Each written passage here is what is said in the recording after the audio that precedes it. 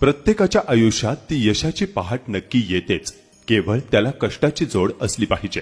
व्यवसाय करण्यासाठी खूप मोठ्या भांडवलाची गरज असते हे आपण आजवर ऐकत आणि पाहत आलो असेल, पण आज आपण जे पाहणार आहोत त्यानं आम्हाला निशब्द केलंय। व्यवसाय करण्यासाठी हवी असते इच्छाशक्ती, कष्ट करण्याची धमक आणि सचोटी। हे आपल्याला दाखवून दिलंय 80 वर्षांच्या आजी साखरबाई आणि 85 वर्षांचे आजोबा सुदाम शेकडे यांनी।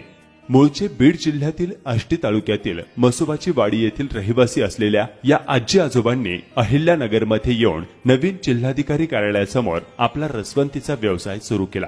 आजोबांनी हाताने चरखा फिरवायचा आणि आजींनी ग्राहकांना रस द्यायचा आणि त्यातून दिवसभरात 1000 रुपयांचे तोंड पाहायचेच हा त्यांचा नित्यक्रम। या वयात कोणावरही अवलंबून न राहता स्वकष्टातून आणि स्वाभिमानाने 4 पैसे कमवणाऱ्या या आजी आजोबांची प्रेरणा घेणं खरंच गरजेचं आहे।